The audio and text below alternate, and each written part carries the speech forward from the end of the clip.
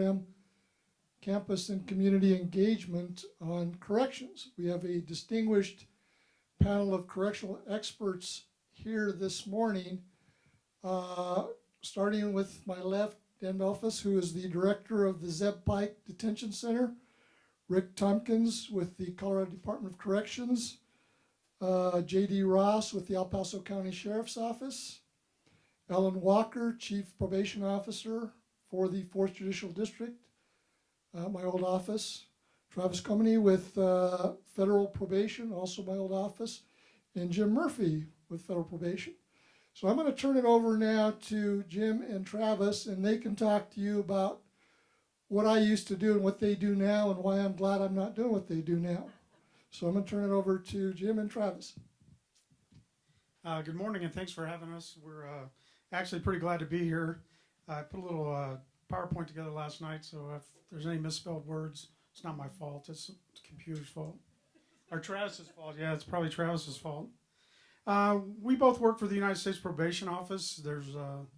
It was essentially established in 1925 by President Coolidge with the U.S. Probation Act. We work for the District of Colorado. There's 94 different districts in the United States. We have offices in Guam, Puerto Rico, and the Virgin Islands. We are what we call 1811s. We're federal law enforcement officers. With that, we have all the essentially trained to be federal law enforcement officers. We work for the United States Court. Each court is its own entity. So unlike the FBI, ATF, and some of those other agencies, you have to apply directly to the district in which you want to work. I started out in the District of Kansas, transferred here 2001, currently a supervisor in the Denver office. We have a number of tasks that we perform, and we do what you guys would know as probation and parole, but we call it supervised release, is probation for the federal system. We also have mandatory our parole system, which is an old system that we still have people in federal prison that are coming out under parole. We also have an agreement with the U.S. military. We do all military parole cases. Anyone coming out of a military prison, we supervise those individuals. We have a number of tasks. We work for the district court. We have pretrial services, which is anyone who's on bond or bail awaiting trial or prior to their plea or conviction. So we work with those people that are on bond and bail. We also do some WITSEC stuff that we're not allowed to talk about. We work close with the U.S. Marshals, FBI, ATF, local. We have treatment. Just kind of an overview of that stuff. And actually, I'll let Travis talk for a minute. Go on to the next slide. So I'm going to tell you a little bit about some of the requirements for federal probation, which are unique. The first one being maximum entry age. This holds true for all federal law enforcement jobs. You're going to have to enter that job or system by age 37, and that the reason is we have mandatory retirement at age 57. So come 57, you get kicked out the door. So to get your 20 years in, you got to be in by 37. There are new physical requirements. They do require a physical that you have to pass. It's pretty extensive. That's brand new. In the federal probation system, you're going to need some prior experience, most likely, for an officer position. Most of the folks that we've hired have had 3 to 4 or plus more years in another system, gaining that initial experience, because it is a very competitive job market. So it's crucial that you folks are utilizing internships or volunteering at certain agencies that strike your interest, because whatever kind of experience you can gather, you're going to need when you apply for these types of jobs. We do have probation officer assistants. In our district, we don't have any. Do we have any right now? No, because we just hired our last 2. A lot of districts in the federal probation system across the country do utilize probation officer assistants. And those folks are typically folks coming right out of college. And that's an opportunity for them to gain experience. They're not law enforcement officers, so their job duties are not the same, but they are in the system earning a paycheck and having an opportunity to get that experience. Like Murphy said, you got to apply for the district that you want to work for. You can't just laterally transfer from state to state. And we talked about 94 districts. Some of our larger states have multiple districts, like your Texas and Californias have Northern District, Southern District, Eastern, and Western. That's what compromises those 94. Colorado has one district, and that holds true for most of the Midwest. Let's see what we got next. Benefits. I'll let Murphy talk to you about benefits. I think, as Travis said, you had to be hired by the age 37. You can retire after 20 years of service, and that's why the age 37 is there. Anytime if you get hired, and I know some people that just retired at 48 years old because they had 25 years in. Anytime you get 25 years in or more, you can retire at any age. So there are some officers that get hired in their early 20s and can retire by the time they're 40, late 40s. Real quick before I lose it, another very crucial aspect to any job, and especially true in the federal job sector for law enforcement, is you're going to have to undergo a background check to get a security clearance. And those can be quite intrusive, and they're going to be looking at your history, your social history, and you're going to have to answer some very tough questions about alcohol and drug use. Okay, and this is a point that I want to get out to the young people, because as competitive as the job market is, you don't want to disqualify yourself or put yourself at the bottom of a stack of applications because of your experimental days. And it's Colorado being a unique state where marijuana is legal, it's still not recognized as a legal substance in the federal law. So that's, in the job path and the career path that you're headed in, you need to know that. It's a very competitive job market. So the choices you make now can come back to haunt you. So I wanted to get that out. As we said, there's a lot of benefits to working as a federal law enforcement officer. We have established in 2005, our National Training Academy is in Charleston, South Carolina. Each officer that is hired is required to go there for a period of 6 weeks to go through extensive training, and I'll list the courses that are offered there for new officers. It's a 6-week training course, encompasses everything from ethics to firearms. We do house searches. Our training academy also trains our firearms instructors, our safety instructors, and also our search and seizure teams. Travis and I are both firearms instructors, and we both are on our search and seizure team. These are new things that we're starting to do with the Federal Probation Office, and we're really proud to be federal probation officers, and we're happy to be here today. One more quick bit of information, Murph, if you want to back up a little bit. Let's see. Okay, here. Essentially, Mr. Murphy talked about what our two main job functions are in federal probation. So we're essentially broken down into investigations and supervision. So essentially, we work for the courts. So if anybody is brought into the court system, either on the front end being indicted or charged on a new crime, or on the back end coming out of the Bureau of Prisons or military institution, we're required to supervise. So our office, and holds true for the majority of the federal districts, are divided into those two teams. Our investigations teams are essentially doing the huge reports on the individuals that have been brought in the system. They're looking at social history, they're looking at drug history, mental health history, they're doing a synopsis of the offense, and essentially comprising a report for the court to use at sentencing, so the judge has a good idea of the individual that they're working with and what the appropriate sentence would be.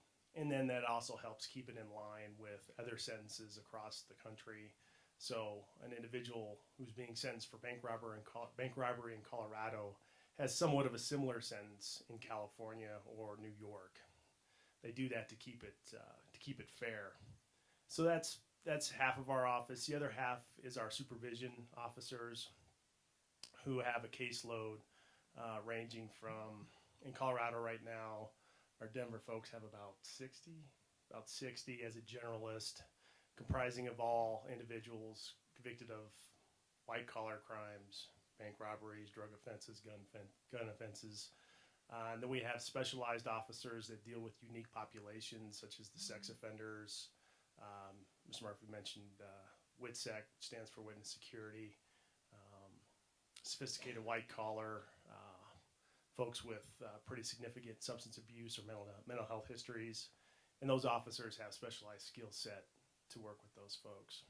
So essentially our mission in that realm is to protect the community, to help reintegrate these folks, imply correctional treatment, whatever that means for that individual, and hopefully get them out of the system so they're a less burden on the taxpayer.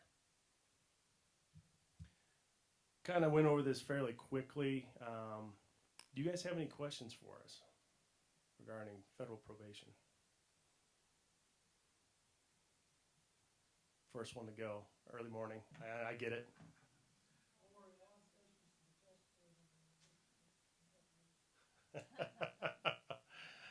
All right, you want me to just pass it on down, Mike? How many in our office? So, like I said before, Colorado is one district. So our main office is in Denver, and that's where our chief probation officer is. Let me back up, 66 total. So we've got a chief probation officer is in Denver. We have one deputy chief. We've got 7 supervisors, 43 general officers, and we have, at that time I took these stats, we had 2 probation officer assistants, and we have 12 support staff. We have our main office is in Denver. We have an office in Colorado Springs, which is a divisional office. There's only 9 of us. Myself as the supervisor, I have 6 officers and 2 support staff. We have a 1-man team in Durango, and we have a 2-man team in Grand Junction. So that's how Colorado's broken out. And across the nation, there's about 5,000 United States probation officers for all the districts in the United States. Prior to coming here today, I did look yesterday, and there are 20 openings across the United States at present time. So we are in a hiring mood. Any other questions? All right, I'll pass it on to Ellen. Good morning. This is early for me.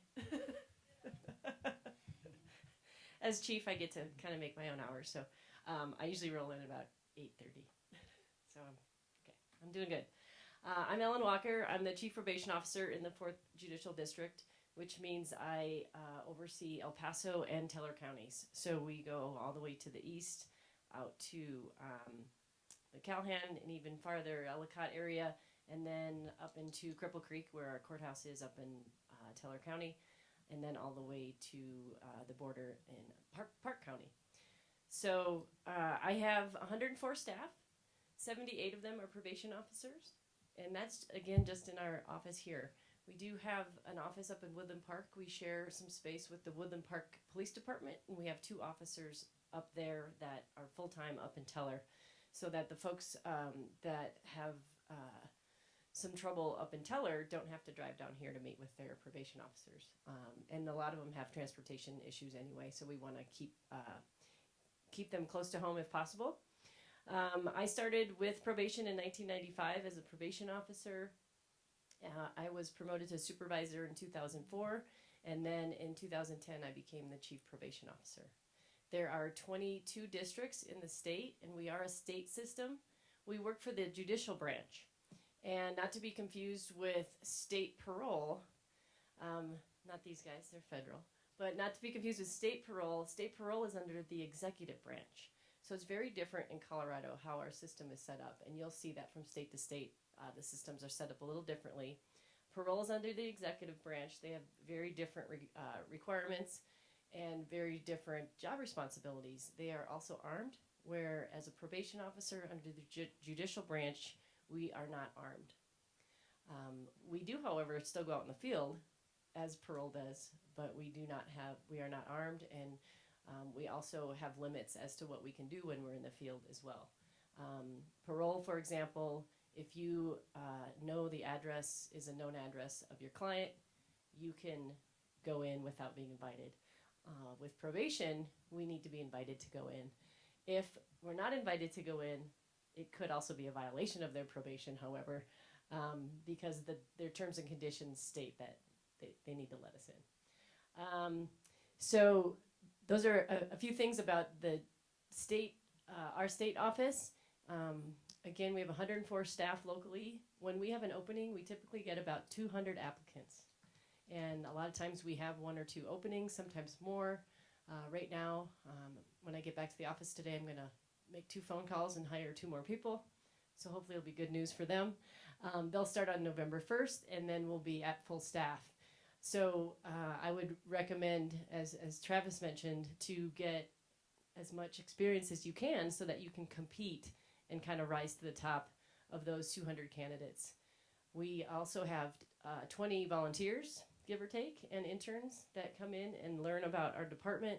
We highly encourage that. It gives you a chance to get to know us, and we get to know you. So I think it's really a two-way street. Obviously, you need to know what fits best for you, and we need to know what fits best for us as well. As a volunteer, you can do the same work that a paid probation officer would do. Typically, you would get a lower risk case. Someone may be a first-time offender. Research shows that they may do well that first time, and that they want to work with you.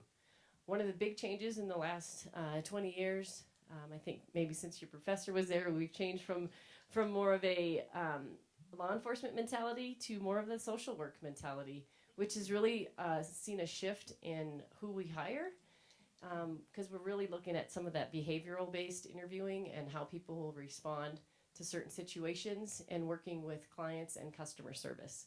So our officers are trained in motivational interviewing so they can talk with their clients about what we can do to help them, what we can do to support them as they go through this process.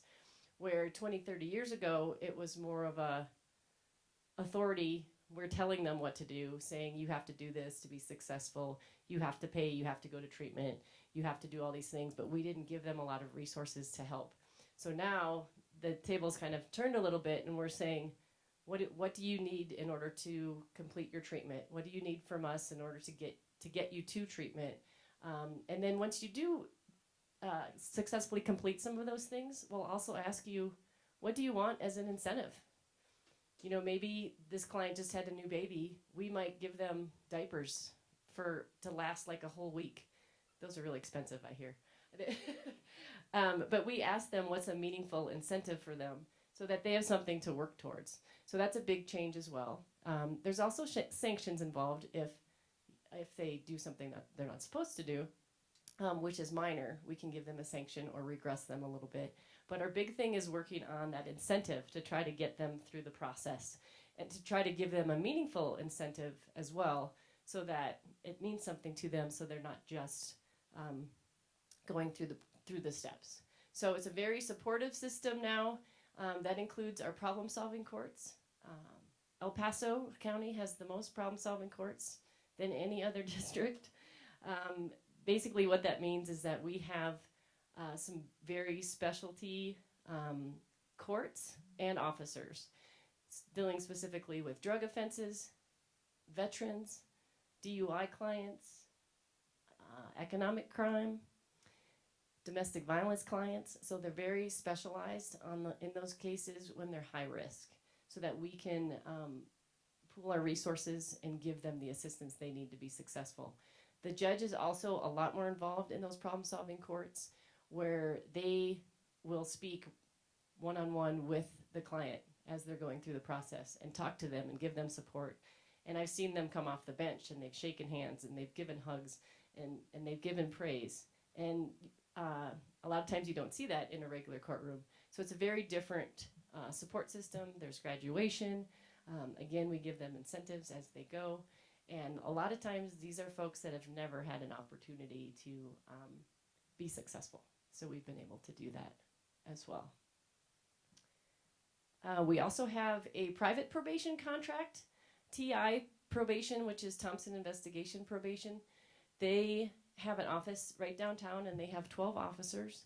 And we've contracted with them to supervise our low-risk clients. So they have about, I haven't looked at the stats. They have about 500 cases, I'm guessing, of adult cases that are low risk that we send to their office to supervise. And they have the same resources that we do as far as incentives and sanctions and those types of things. But because our district is so large, we have about 8,000 people on probation. And we, at times, are short-staffed, and we want to make sure that everyone gets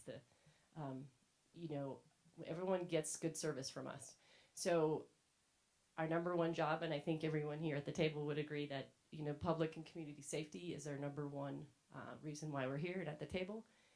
But also we're here to help those folks that maybe didn't have the tools growing up or making poor choices, and then hopefully that's the last poor choice that they make when they before they come into our office.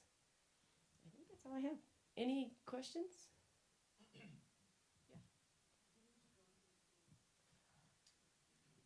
Good question. I'm from Minnesota originally. I moved out here in '94.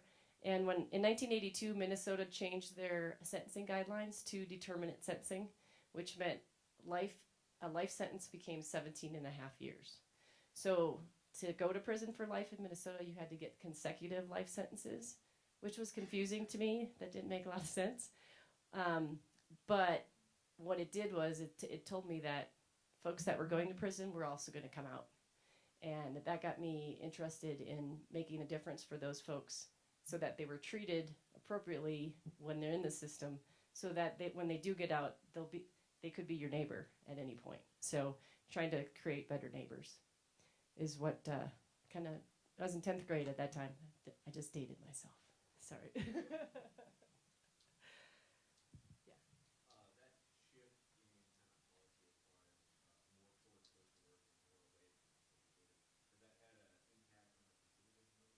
Yes, it has.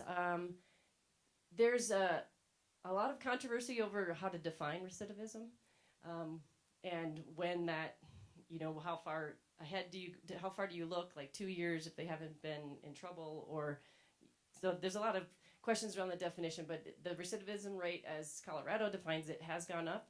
Our success rates as well have gone up. Our adult success rate is about 63% right now. And I can tell you, when I started the domestic violence unit in 2004, the domestic violence unit itself, we were at like 30%. And we, immediately trying to change those numbers. The juvenile success rate is a little higher. It's at about 75 statewide. So that it changes a little bit district to district. Those are the statewide statistics. And we're getting a lot more information and feedback from our clients as well. We're asking them to complete surveys, to talk to us, how to go. If they call and complain, we take all those seriously. We make sure that they're getting what they need. Obviously, we involve the officer as well, because we're all on the same team. So that's one of the pieces. We have seen a big difference. And I think just the mentality of walking down the hallway, officers, we're not threatening people. We're not telling them, if you don't do this, you're going to jail. That research shows that it doesn't work.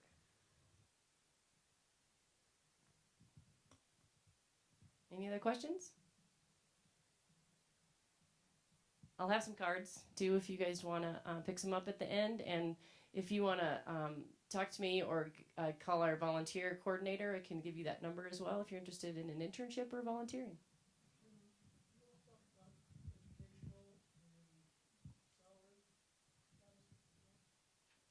Yeah.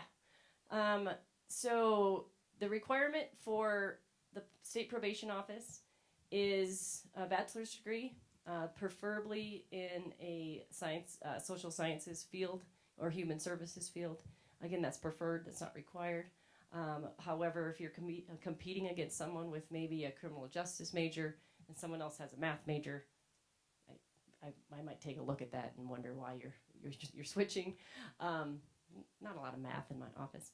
And the starting salary currently for a state probation officer entry level base pay is $3,793 per month. It's about $45,000 a year if you do the math. And then we get cost of living raises, pay for performance raises. So as you perform well, you can get increases that way as well. And then we also have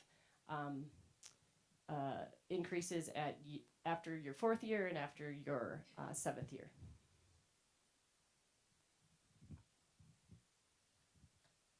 I'll talk to you. The paradigm shift that she was talking about for state probation is also occurring in the federal side too. Each district is evidence-based practices, and we have a lot of interviewing programs. And we didn't talk about the social aspect of what the probation officers do, but we are also headed in that direction. But we're not fully over there. We still have a law enforcement side that we're training, and so we're in a kind of a dichotomy in itself and where we're at across the country. Some districts are more embracing the evidence-based practices. There's other districts that are still full engaged in law enforcement. Here in District Colorado, we're kind of in the middle. We're really in the middle. I just want to address that for federal probation. Minimum requirements are 4-year degree. I think Travis spoke earlier about having some experience. When I started many years ago, I was the first person in the District of Kansas that was hired without a master's degree. But that has since changed. A lot of you got to understand that Kansas would be a very small district. If you went to California, there's hundreds of us. In Kansas, there were only 30 or 20 people for the whole probation office. So I had friends that would go out to California, apply for a job there, or Arizona, one of the border states, get on, do 2 years there, and then transfer back to the Midwest or back to here, Colorado, and those kind of things. So there's other ways to do it. But essentially for here, it's a bachelor's degree and 3 to 5 years experience is what we have recently hired.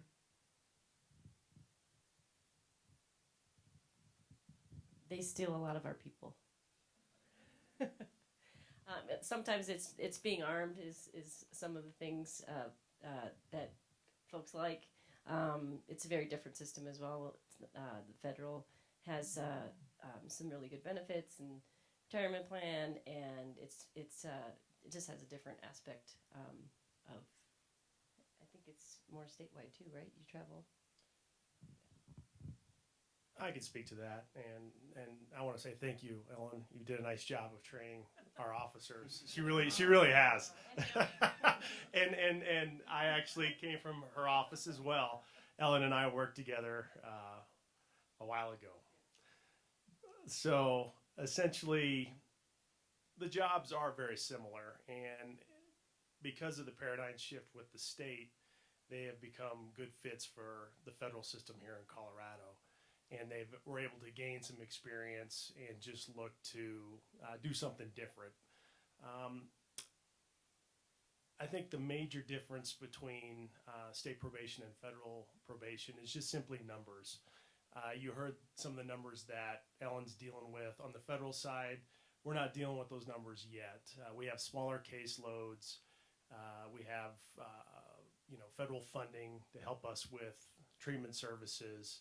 And that allows our officers to be what we like to say is community-based. We prefer our officers in the field as much as possible. We like our officers in the offender or defendant client, whatever you want to call them, in their home, working with that individual, looking to go to job sites, not to be disruptive, but to verify job activities, to meet folks at their counseling sessions, to be an in-between mediator, essentially collateral source for information. We have folks doing surveillance if that's needed. We've got folks that are dealing with individuals who are on ankle bracelets, which requires a lot of after hours and evening work. Our officers do have a non-traditional work requirement. They are required to work at night and on weekends. because we need to be in our folks' home when they're home. And ideally, the folks that we're working with are employed and have jobs, so therefore our officers are touching base and monitoring progress after hours when these folks are home. So that essentially that would be a little bit of the differences. But to Ellen's credit, she has specialized units that supervise very similar.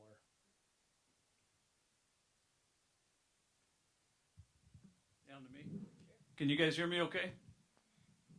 It's a pretty small room, so if you don't pick me up over this, I'll try and use my outside voice so everybody in the back can hear. I had met a gentleman early on, and if I could get a couple pictures of the panel, that would be great too, just so that we can have it. I'm going to introduce myself. I'm J.D. Ross. I'm a lieutenant with the El Paso County Sheriff's Office. Appreciate very much Mr. Martinez inviting us here this morning. It's what a great opportunity to sit down and really kind of brag on what we do for a living and recruit every one of you in here to come and work with me. I've been a police officer in law enforcement for 32 years. I worked for 4 different agencies. I worked with the University of Colorado Police Department, or excuse me, this is University of Colorado. I worked with the Colorado State University Police Department for 2 years. I was with the Estes Park Police Department for about 6 or 7 months during the summer just after I graduated, which was a phenomenal place to spend your summer as a young single college age guy. Just a beautiful setting, but then was hired full-time with the Boulder Police Department where I spent 10 years, and I've been down here 21 years in January.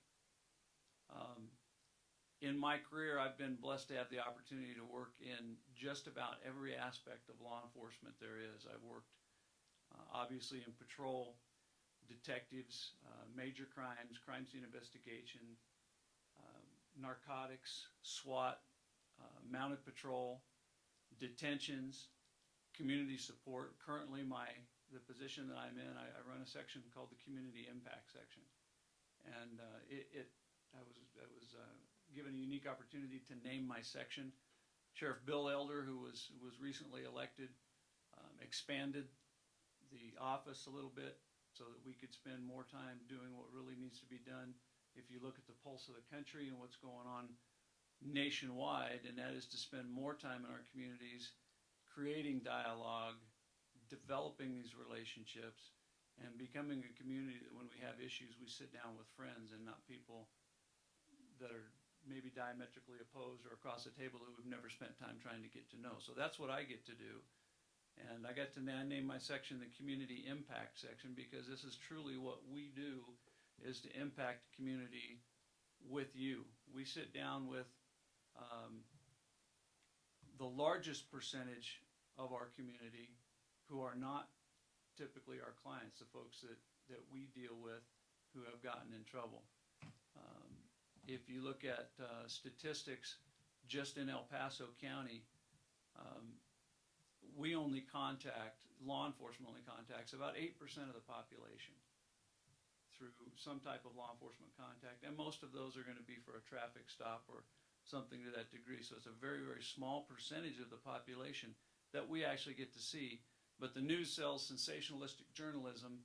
This is why what we see on the news makes you think that the whole country is falling apart. Well, it's really not, because you guys are the fiber that holds the country together. But law enforcement and corrections play such an integral role in making sure that we can find out what the causes are for the problems that we do have in the country and what we can do to prevent them and not just be reactive. Law enforcement's been historically reactive, and we're over time we're trying to become more and more proactive. How many of you in here have law enforcement family? Hands up high. I know it's early in the morning, big stretch. There we go. So there's actually quite a few of you. Any of them here locally? Who do you have here locally? Is that right? Communications? Okay, outstanding. Anybody else? Yes, ma'am. Is that right? Who was your dad? That's your dad? You got to find that description. Huh? That description Oh, well, he is redheaded. Absolutely. Yes, yeah, he's popular at Halloween time, so. Yeah, Jim Meyer, yeah, he's a good man. He and I chewed a lot of the same dirt together. He's a character, that's right. I know the panel is primarily focused on corrections. I wanted to give you a little bit of my background so that you understand that I'm not an expert in anything, but I've had a little bit of sampling of a lot of different areas of law enforcement. When I was younger, the funnest job in the world was to dress up in black pajamas, kick in doors, and scare heck out of bad guys. Right? SWAT was, I thought, the end all. And then narcotics. You know, how cool was that to go out and fight a war that we've been fighting for how long? And can we show that we've made any progress in the war on drugs? I really don't know that I can say that we have. But there are a lot of victims of drugs, and I think we need to take different approaches to it. Tell you a little bit about the El Paso County Sheriff's Office. We have about 700 employees. We're the largest county landmass in the state of Colorado with a little over 2,000 square miles. One patrol district that we have is over 800 square miles. And that's in the past typically been staffed by one deputy. When I hired on here 21 years ago, it was not unusual for us to have 4 deputies on for the entire county on the road. The majority of our sworn officers or sworn deputies are in the detention facility. 500 sworn out of our 700 employees, 350 of those work in detentions because that's where our, we house around 2,000, 2,400 inmates, and it's a community all its own, so that has to be housed and staffed 24/7. So, the shows on cops, I guess they have a few shows now on corrections and what do they call it, behind the walls or We don't practice that. yeah, whatever these shows are. We've become a society where of voyeurism. We like to watch everybody else's lives with these reality shows. Become a cop and you'll live reality. That's the best way to do it. But we've increased. We have more cops on the road now. Again, we're doing more social work and working with our counterparts at the different agencies throughout the county. We have a lot of collaboratives. We work with all of the law enforcement agencies and the judicial system in a number of different collaboratives to try and understand and work better with the community and find out where the issues are, and trying to spend more focus on the youth. And we'll hear more about the youth issues here in a few minutes. But we've got to get our peewees involved, right? We got to save our kids so that when we get old and fat, somebody will take care of us, right? Take care of the next generation. So we spend a lot of focus now going on that. How many of you have heard of the initiative 1A that was passed in El Paso County a few years ago? Okay. It costs money to provide law enforcement services and correctional services for our community. In order for us to do the best that we can to provide a safe environment for you and your families, and us and our families, because we live here too, it costs money. And as the cost of care increases, we need to kind of move with that. And law enforcement didn't do that for a long time. A few years ago, a supplementary initiative for emergency services, law enforcement services, public safety was passed, and that will sunset in a couple of years. But that's allowed us to increase our numbers in detentions and on the road in some of our special, some of the special programs that we have going. And that's why you're probably hearing more about the El Paso County Sheriff's Office now than you did a few years ago. We're out there more, and we're really pushing to do this, and I think we're more effective now, but we need to continue this push, and that's where you, as the next generation of folks interested in law enforcement or corrections, will come in to bring in your new ideas and to carry that forward, make sure we can do what we need to do for public safety, because even if we have just a small percentage of the population who are truly the dangerous people out there, we need to focus on making sure that that small percentage of the population don't get the opportunities to hurt any one of our family members, right? The jail, I wrote down a few things. I spent 4 years in detentions. I was a lieutenant down there in our detention facility. I ran our intake unit for a shift and ran our gang and intel unit out of there. And it was an incredibly unique experience, having come from primarily a patrol type background to suddenly be locked in a building with 1,800 to 2,000 inmates, and a large percent of them felons. And some of these people, absolutely, very, very dangerous people. But for the majority of them, they're folks who have made mistakes. They want other opportunities. And so the jail facility, the correctional facility we have at the county level, we're limited to 2 years. When somebody gets sentenced, they can only stay in a county facility for 2 years. Then they go on to a state or federal penitentiary. We have a lot of folks come back and forth for court or transfers or different things, but for the majority of the folks that we see, they're here for a very short period of time. But we see a lot of repeat offenders, a lot of frequent flyers that come back through. Studies have been done, and I'm not sure what it shows at the federal level or the state, at the federal level, but I know at a local level, there's been an estimate as high as 80% of the inmates who come into the county facility have some type of mental health issue. There is a huge percentage of the homeless population that we see who have mental health issues. And who do you think we see more frequently than most in the county facilities are a lot of our homeless type people. So as a society and as a system, we need to do a better job of trying to address the mental health issues and trying to get these people some of the right kind of help instead of arresting them for an open container violation and taking them down and putting them in a facility. All that does is just become a repeat, just a revolving door, and you and I have to continue to pay for this revolving door, and we're not helping these people out. Well, there's a big focus on trying to do that. Much bigger focus than there was 32 years ago when I got into the business. Thank goodness. It has improved. It's changed for the better.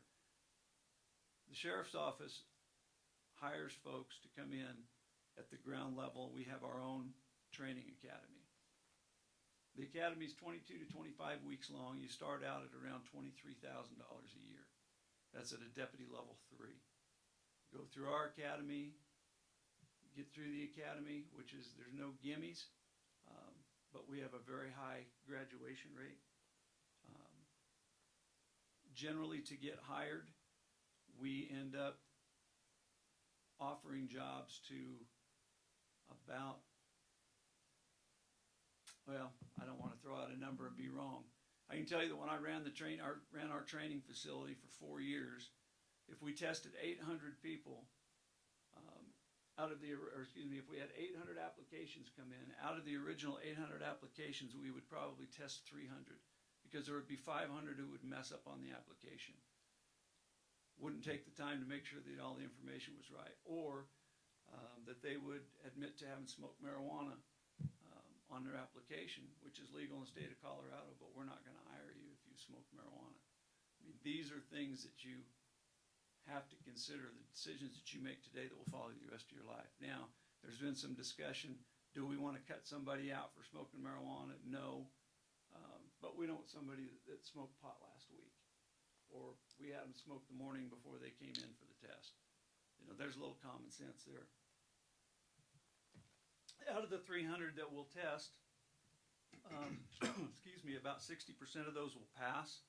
And out of the 60% that will pass, we'll do backgrounds and we'll lose within the first week about 30% of that 60% just in the initial background investigation. And then probably another 30% of that as we get into the weeds a little bit deeper. And so just a very small percentage of the people who come to test initially or turn in an application will actually get offered a job. Out of 10 people that we offer a job to, 8.5 of them are going to pass through our academy. That 1.5, okay, it's been pretty consistent through the years, because a lot of folks will get into the academy and find out this is really not for me. So sometimes, or frequently, it's a voluntary move. I've decided this isn't for me. It's not what I want to do. When reality hits and they start seeing the videos and the pictures and listening to the professionals and the experts that come in and tell them really what happens in law enforcement. Out of a 10-hour day, there'll be 9 hours and 45 minutes of routine type stuff, and then there'll be 15 minutes of terror or something horrible that will happen. And that's that small percentage that we think about. But it's a small percentage that we need to tell folks about so that they can be prepared, because nobody that comes into the job is prepared to see beheaded children, horrible crimes against kids and people and different things, and it's if you were prepared to see that, you probably didn't grow up in the United States, because it's just not stuff we see every day. But I say that to say this: when you get through the academy, you start out in the detention facility, and the detention facility is a small community all its own. It has all the same problems that we have out in the city. We have family violence, domestic violence, we have gangs, we have drugs, we have sexual assault, relationship problems, we have cultural differences, we have cliques, we have hate crimes, we have people who are absolutely shouldn't be there but made a mistake and were sentenced to a little bit of time in jail, and they're in there with a guy who's made a career out of raping children. We try and do a very good job of segregating these people from each other in different wards, but it's all there. So we prepare ourselves and we train our deputies to handle these situations and not just be a Barney Fife and turn a jail door key. We have deputies who will be in charge of up to 80 felons at a time by themselves in a ward, and then a central control center who will watch over those wards through electronic means. And then we have float deputies and supervisors, and it's really like kicking the top off of an ant pile to walk into our local detention facility. There's constant movement. To get hired with the sheriff's office, you need to be 21 years old, not have any domestic violence convictions, no felony convictions, not a long history of severe drug use, hopefully no history of severe drug use, and please don't smoke dope the day before you come down and test. That's not going to be in your best interest. Probably the biggest, I don't want to say deterrent, but the biggest problem that we have in today's society is also one of the greatest advantages we have, but it's social media. And as they were talking, my distinguished colleagues over here a little bit earlier, and how when they start doing backgrounds on folks and they look at your social history, they will look at your social media history. And everything that you put on social media, Facebook, Twitter, I've never twitted, so I don't know. Some of these other things, it has an electronic stamp. It's a fingerprint, stays there forever. You can't ever get rid of it. There's people a lot smarter than me that can figure out how to go in there and get it. So be very cautious about what you or your friends post on those things, because we'll look at that, not just talking to the neighbors and things. But that being said, the new technology, the cyber world that we live in, social media drives a lot of what we do. And so you're the next generation. You are the generation who understands it. My daughter can send a text with 2 thumbs faster than I can type a sentence on my Singer typewriter.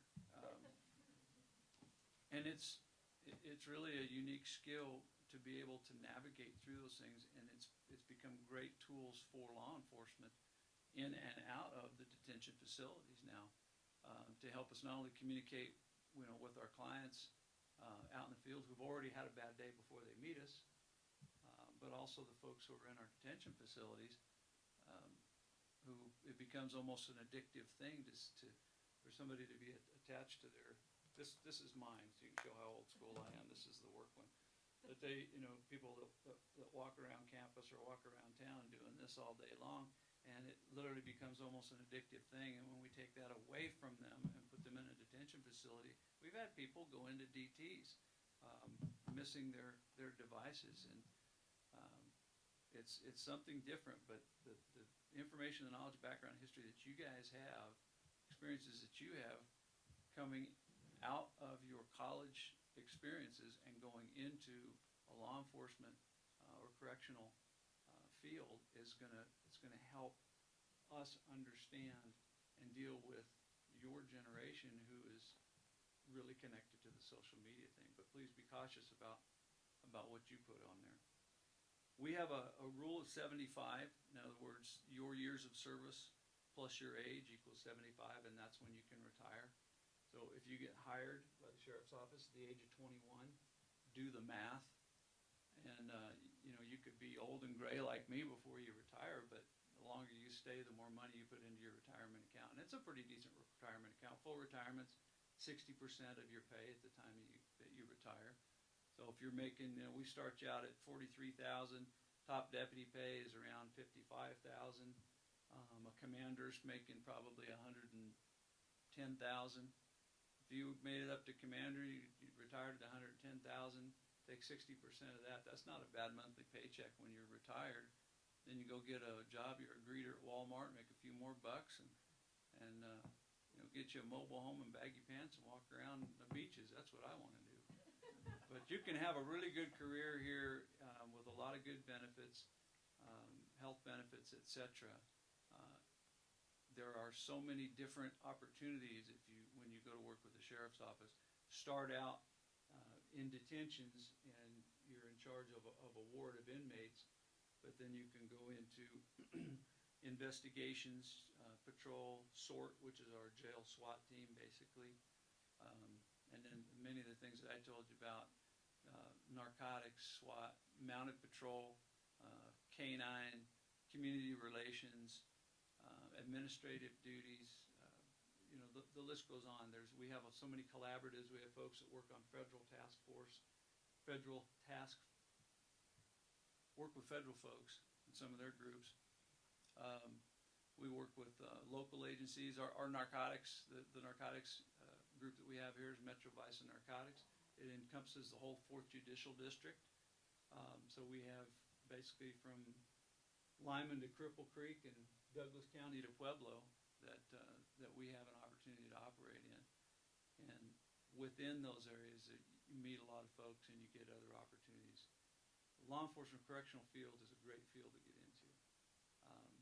Today's day and age, when you're seeing what's going on across the country, Canton, Ohio, Ferguson, Missouri, LA, I don't know that it's because of social media,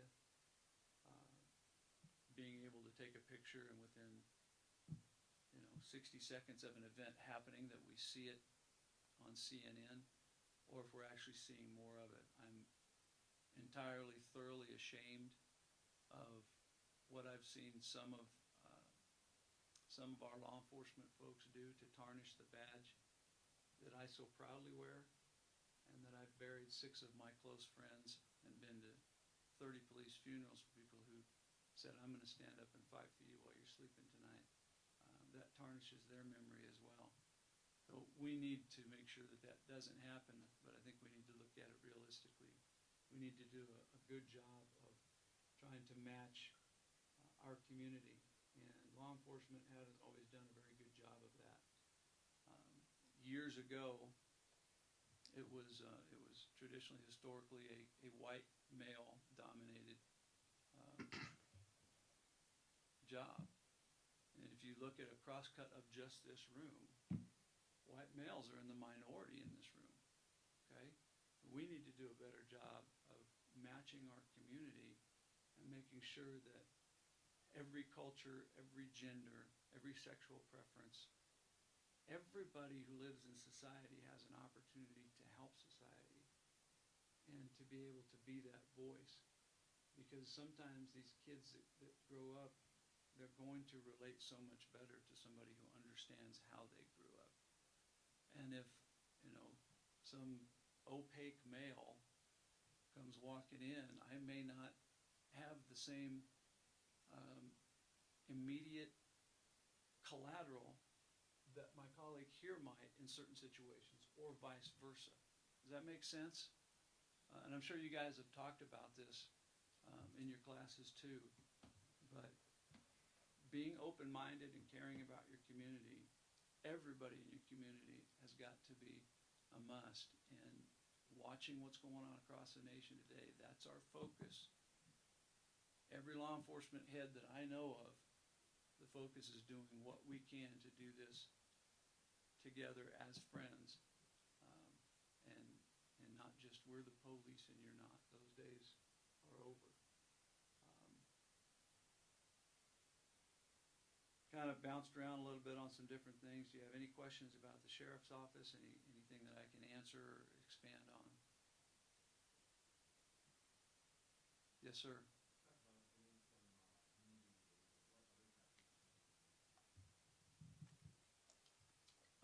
Right now, I have a community relations and outreach group that primarily spends the focus of their time in the inner city, working with the different cultural groups. We're on faith-based initiatives.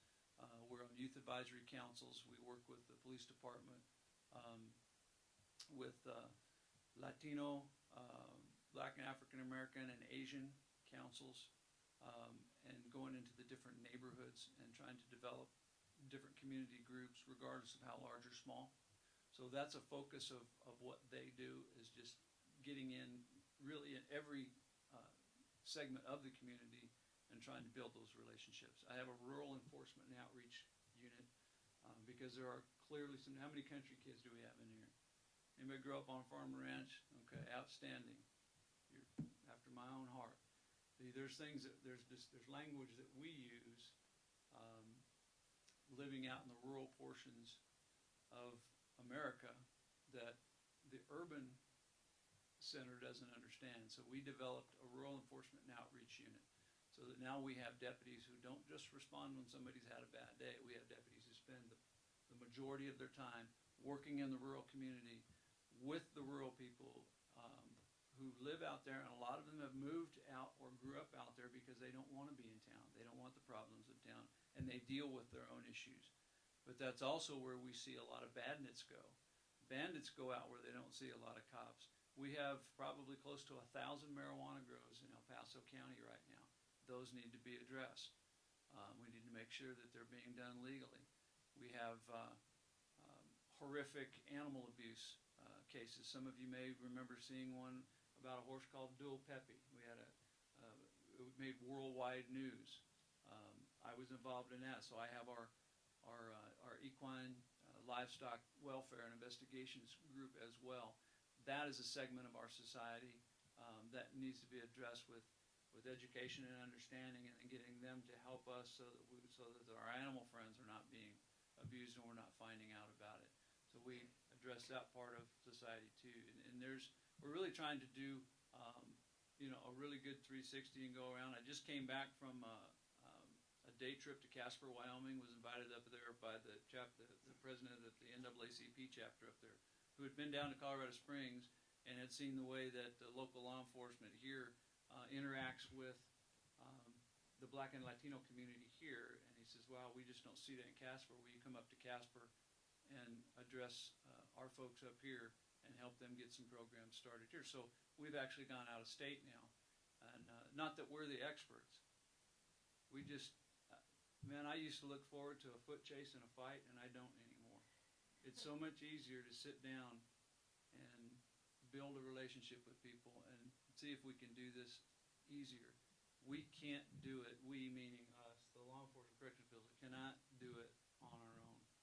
And if we are not going out into the community and trying to make these relationships and build friendships within our community, and not just the leadership, but the rank and file of our community. If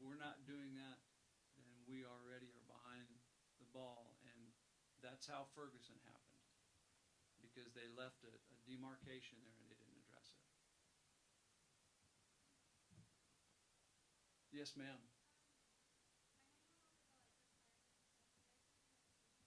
Yes, ma'am. We have a minimum 2-year. You have to have a minimum 2 years of college in order to keep your job. We'll hire you before you get it done. You get a certain amount of time. You sign a contract, and then if you get your 4-year degree, then you get that high level, that 50-something thousand, 52,000 a year. That's the top level, deputy level pay. But just a high school diploma is all is required to get a test with us right now. And I'll stick around afterwards. I'm taking up too much time, which I tend to do. But I'm proud of what I do, and I'm proud of my office.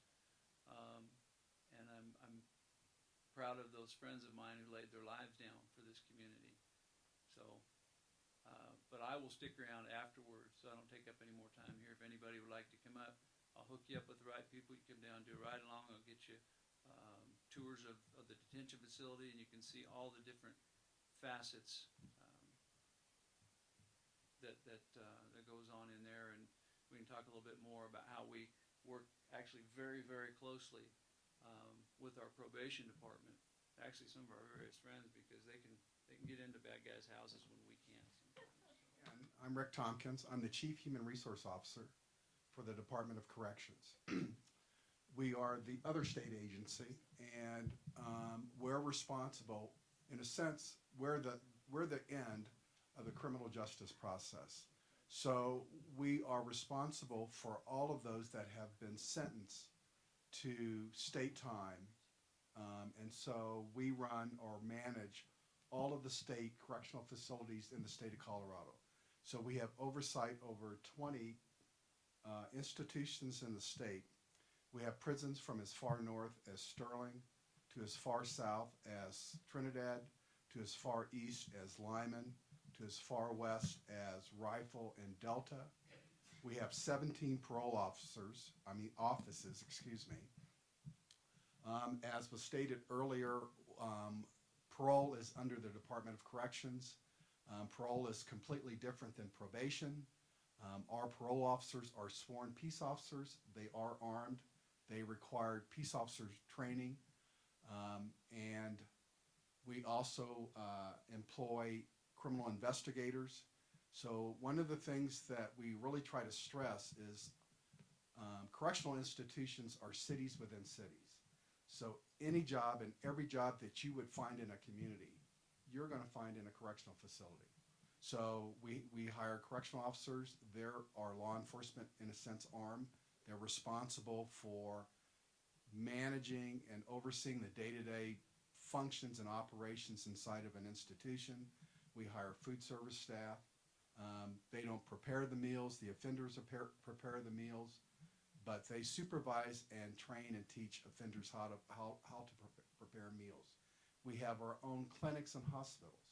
So as the lieutenant was talking about the folks in the county jail, if their sentence is longer than 2 years and they're sentenced to a state prison, they come to us. It's correct that we're seeing more and more offenders with mental health needs. We actually have 3 facilities in the state that is solely focused on offenders with severe mental health issues. And so we're seeing a larger percent of that population require mental health treatment. We are no longer the guys that lock them up and throw away the key. We also are really focused on motivational interviewing, evidence-based practices, and we've made that shift to train our staff that no longer do, the horror story out there now is the A&E TV show, Rookie Year, Life Behind Bars. That is not 21st century corrections. We do not practice that type of corrections. It's such a cost to taxpayers to keep someone incarcerated that our goal is to reduce recidivism. And the only way you can reduce recidivism is teaching those offenders skills and those things that they need to function in society where they don't come back. That's what we're focused on, and that's what our goal is to make sure that we reduce recidivism, because it costs probably close to $100 a day to incarcerate someone. And so it gets pretty expensive. So not only do we have correctional officers, we have social workers, we have teachers, we have plumbers, electricians, carpenters. All of those skills that you would find are required to run a city, we run inside of an institution. I think most of you have seen the complexes. If you're going west on Highway 50, you see the big complexes there. And so we pretty much run those and maintain those pretty efficiently. Our parole division is, once there's either mandatory parole or they can parole after a certain amount of their sentence is served. And so those officers are responsible for supervising and assisting those offenders or parolees back into society. A lot of times, not only are they on parole, but they may be on probation too. So we work very closely with probation departments. It is true that they can enter a parolee's home without a warrant. That is one of the things statutorily they're granted, and so a lot of times a law enforcement officer will call a parole officer and say, we need to get inside the house, and a parole officer has the ability to go inside the house. Our criminal investigators are responsible for the criminal investigation and law enforcement investigations inside of our institutions, but a lot of times those crimes actually go outside the walls. And so they work very closely, again, with outside law enforcement, with investigations and a lot of those things. Correctional officers, we don't require any postgraduate education. It's a high school education. We go through the same strenuous background process as any other law enforcement agency. We need to make sure we hire the best talent that understand integrity and ethics. Even though marijuana is legal in this state, we're like everybody else. Don't smoke pot the day before you come in to take your test, or the day you come in before your interview, because we're going to tell you, come back later. We actively drug test, and one of the things that's really not talked about, if you're in a law enforcement agency and you utilize federal grants, then you have to abide by the federal statutes. And because it's a Schedule I substance under the DEA, we abide by that, and it's illegal. So when someone comes and says, yeah, but I have a registration card, or yeah, it's legal here. Well, yeah, it's legal, but you can't work here. So go ahead.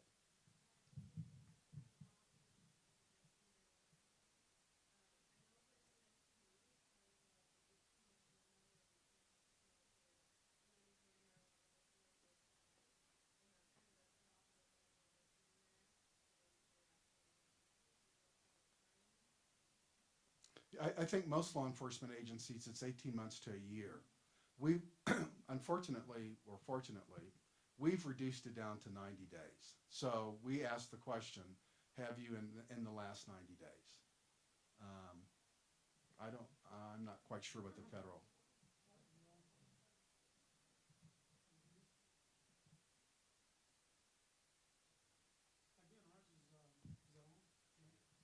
Yeah, sorry. Ours is a little different. You will go through a hiring process, and then once you get to that process, then you have to go through an FBI background investigation, similar to the military's top secret background clearance. During that, they'll ask you a number of questions. One of those, ours is, have you in the last 10 years? It does not necessarily mean that you're not going to be hired, but it'll ask you, there's two specific things in our, and we have to take that every 5 years. We have to go through a FBI background investigation to maintain our jobs. They'll ask you, have you in the last 10 years? And then there's other questions. Marijuana will be the last 10. The other one would be, have you ever in your life? And those are crimes and other things. Have you been convicted? I would say that most probation, well, I'm not going to say that. There's people that experiment with marijuana, and I did in college. So there you go. I'm going to go ahead and say it. And I had to tell the FBI that that's what I smoked dope in college. But I had 10 years of experience before I got hired. I got hired with the state. Before I ever got to the federal system, I had 8, 9, 10 years experience. So I had already been past that part of my life. But it's a very strenuous thing. I mean, the FBI comes to your neighbors, they come to your parents' house, they go, if your roommate in college still lives in Florida, they're going to show up at his place and say, hey, did Murph, do what he did or whatever. It doesn't necessarily preclude you, but it's something that it's hard to get past. Crackhead. We're not gonna go any further. So I think it depends on recency. As with everybody else, no felony convictions. I don't know about the rest of the agencies, but we don't hire ex-offenders. One of the things I didn't talk about, we currently in the state of Colorado, we have a little over 20,000 offenders incarcerated that are those offenders that are in institutions under our supervision. We have another probably 18,000 that are on parole. So not only do we have the 20 correctional facilities and 17 parole officers that we have oversight of, we are also responsible for the private contract facilities that are in the state. So there are 5 private prisons in the state of Colorado, and the state has oversight of those facilities too, because we have our inmates in those facilities. Sometimes we're confused with the federal complex in Florence. That's the federal complex. But our institution, in a sense, kind of circle them. So Florence and Canyon City is kind of the prison town of Colorado. There are, along with the feds, I would say the vast majority of the workforce there in that city or that county, and that's Fremont County, either work for the state or they work for the feds. Any questions about corrections? Yes. I'm the Chief Human Resource Officer, so I'm the Director of Human Resources. We have probably close to 7,000 employees. So I'm responsible for, in a sense, those 7,000 employees as far as their benefits, their getting them hired, processing them through their employment. When they do things wrong, I'm the guy that says goodbye. I have oversight of our training facilities and our training academy. We have a 5-week academy when we initially hire. Everyone is required to go through that academy. So irregardless of whether you're a correctional officer or an administrative assistant, you go through the training academy. Anybody and everybody that will have contact with an offender, the vision and the mission of the department is what we make sure they understand, because one of the biggest issues we have is manipulation by offenders, and we say it all the time, they've got nothing but time in the games they play. And the really glaring thing that everyone in this country saw was the issue that happened in New York. Those offenders took time to basically groom her to be able to do what they did. And we every day we tell employees, don't be fooled.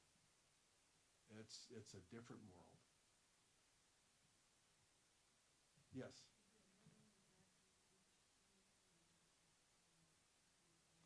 You must be at least 21. That's the minimum age. Yes. well, again, we're looking for, since again, it's the more social, so we're looking more for those folks, one, that we're gonna really take a close look at their background as far as issues of ethics and integrity. Again, you're working with and have close contact with convicted felons, and we're concerned, making sure that you understand that, but also have the ability to help that person with their reintegrating back into society. So it's no longer go to your house and lock up. It's that conversation and that discussion about what they did, why they did it, and consequences and those types of things. So it's more, because we're not armed inside. Once you go behind that Sallyport door, you're not armed, and so you better know how to talk to somebody. Yes.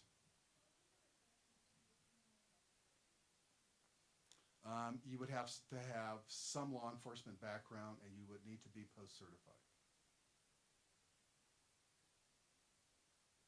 If I may, there are a number of local officers that I know who have retired, done their 20 years of local law enforcement, and then they've gone on and they work for the Department of Corrections as investigators. Yes. It depends. So correctional officers start out about $45,000 a year. Some of the benefits are that's the base salary. So it's shift work because we run 24/7 operations, 365 days a year. We never close, and so first, second, and third shift there's premium pay or for working those shifts. But again, it depends on the job. So correctional officers, there's a very distinct rank system in our organization. We're a paramilitary organization. So we have officers, we have sergeants, lieutenants, captains, majors. My name is Dan Belfus. I'm the director at Zebulon Pike Youth Services Center. We're a state-run treatment center for incarcerated youth in the state of Colorado.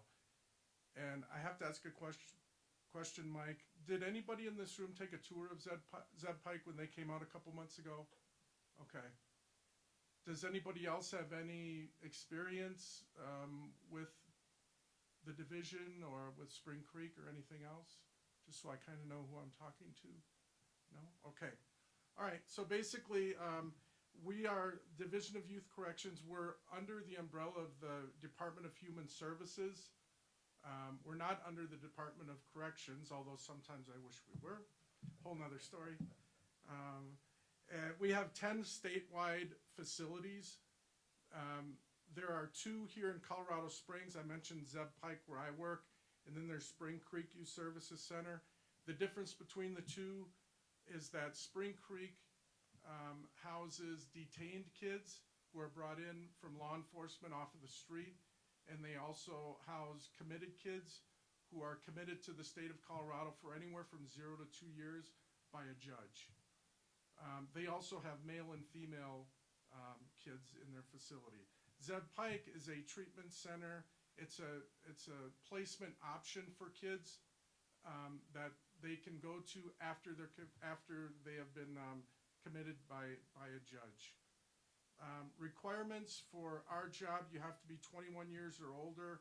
You have to pass a background check, a state CBI background check. You have to pass a drug screen. We do 4 weeks of training off-site up in Denver. Then we do 4 weeks of training on-site at each facility. Work experience needs to begin with, it needs to add up to 4 years of either college credits in a related field and experience. So 4 years of experience and college credits at a bare minimum. At Zeb Pike, we have about 60 staff. Statewide, we have about 1,000 staff. The major areas where we hire in are security staff that are responsible for, in our facility, up to 12 kids, at a time.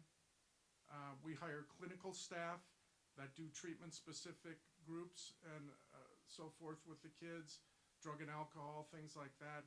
We have client manager positions that are open, and we have teacher positions that are open. Our goal, much like what was said by the other panelists, is treatment and rehabilitation, and to keep our community safe. Typical population for our kids are teenagers that have had very little structure, very little luck in life, a lot of gang issues, a lot of drug and alcohol issues. That kind of makes up our population. Who makes a good worker at Zeb Pike or with Youth Corrections? I would say someone who can combine a law enforcement mentality with a social worker mentality. It was mentioned before, and that really is the combination that works best, in our opinion. There are a ton of opportunities in our field right now, not only to get hired, but for advancement. We start at $3,400 a month, or about $40,000 a year. Very good comparable benefits, as the other folks mentioned. I wish we had the rule of 75. We have the rule of 80. If that adds up, you are eligible for retirement. Many of the folks that get into our field start out as either an intern or a volunteer. And we've had a very good relationship with Mike and his classes. And what I would recommend if you wanted to get into this field is to start there, or to even just start with a tour so you know what it's about. Most people, when they come in and see our facility, first thing they say is, this isn't at all what I expected. It's a lot different. It's treatment oriented. These kids are going back into the communities. We know that. It's not productive for us to put them in a room behind a locked door. We've tried that for years. It didn't work. If it worked, we would do it. It doesn't work. Our philosophy is to get the kids to reflect on what they've done wrong, give them tools that they can use in the community when they leave to be successful, and get them out in the community, be it working or going back to school, being with their families, what have you. We average about 1,200 hours a month of our kids being out of our facility. It's a philosophy that we've adapted that we think works well. I wish it could say it helped our recidivism rate, but our recidivism rate is roughly 65% of our kids have not committed a crime within the first year that they've left us. That's kind of how we measure it. Not bad. I wish it was a lot higher. There's nothing magical out there that'll make that number go higher that we found, or we would use it.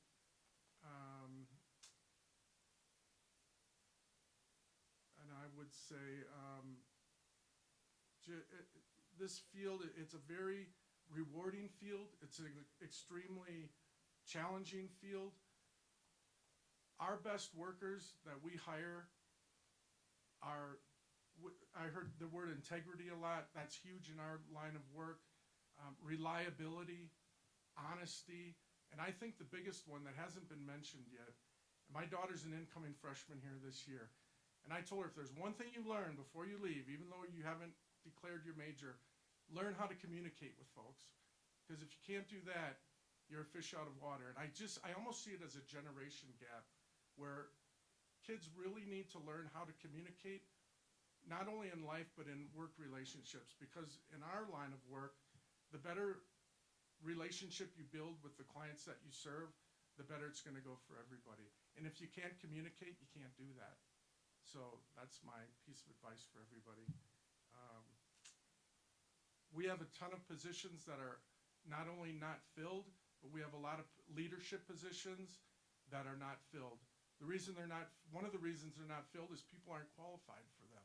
So lots of opportunity in our line of work. The other facility in town, Spring Creek, they have a director position that's been open for weeks, and we're having a hard time filling that position.